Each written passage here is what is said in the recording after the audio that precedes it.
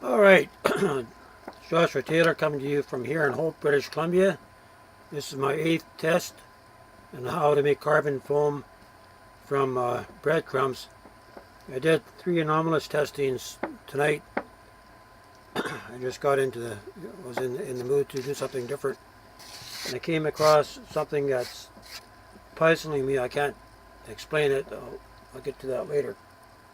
But anyway, I made this, it took me about 7 tries to get to where I could actually know what kind of heat, how far to put back the joe pipe to keep this from deforming and things like that. You can see that there's a little bit of deformation in this. This is the bottom. I did heat this up with the lighter, so there's a little bit of black on there. A very light, extremely tight porosity. As you can see, it's bowed out here, and I think it's because of the fire brick when it was placed here. The front got part, but the back side was a couple hundred degrees colder. But just take a look at if I get the light on here. Very, very fine grains. I looked at it with camera magnification, and I couldn't find any micro cracks. This here is from the tin foil. The tin foil actually caused the wrinkles in this. I forget how many grams this is, but I'll have it up on the site. So this is test number 8. The next test I did, and just throwing this in here, this is from not that one. This one here. This is what's left of 50% cane sugar and 50% carbon foam. And you can actually see the crystals in there shining. I did use a brown cane sugar. I can't poke my fingernail through it, but it is quite fragile. So the second test I did tonight, that was the anomalous test.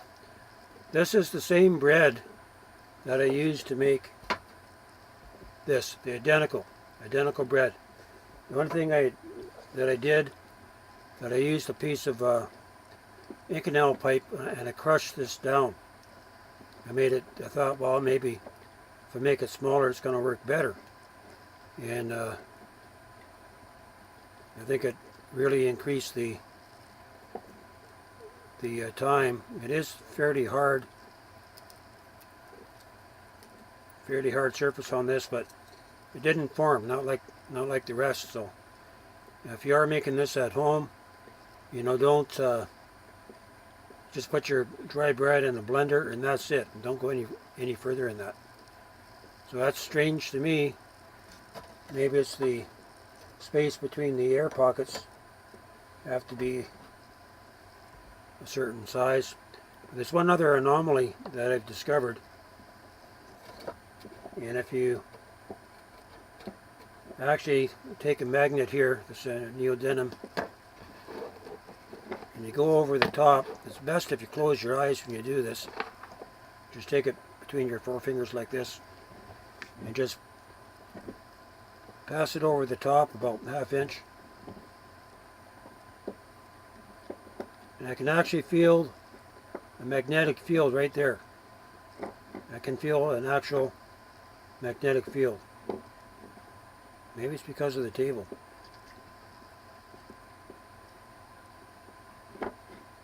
Just hang on here. We'll try this.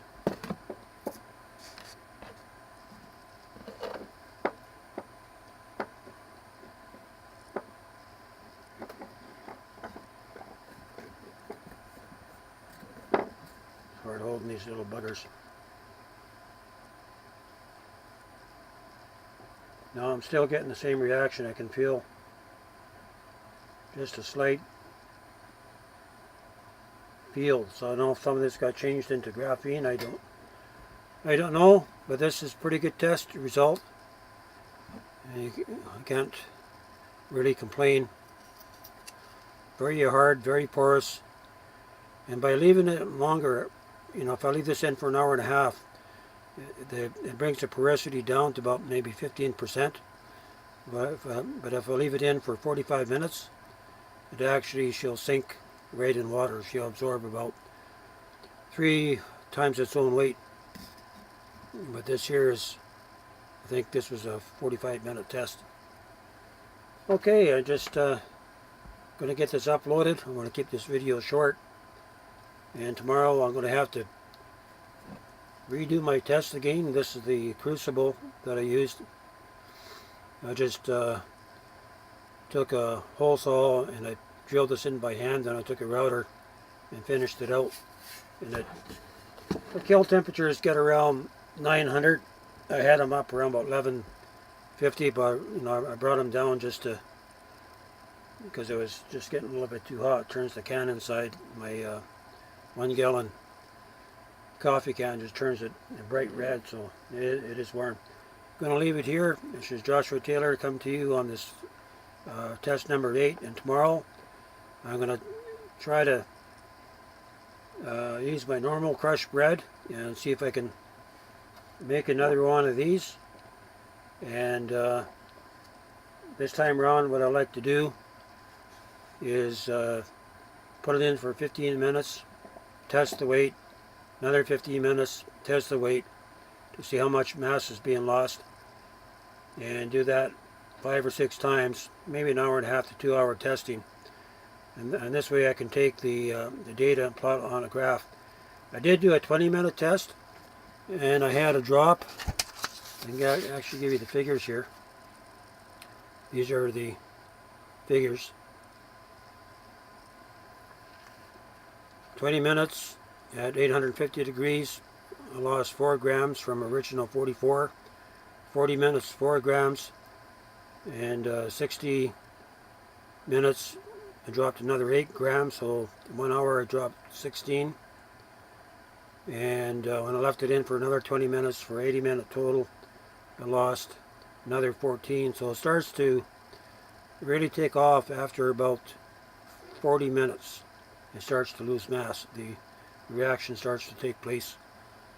And so from a piece that weighed 44 grams to start of breadcrumbs, not crushed, ended up with the piece that weighed 14 grams. So this piece here only weighs 14 grams from the 44 grams of bread that I used. Okay, gonna leave it here and get this uploaded.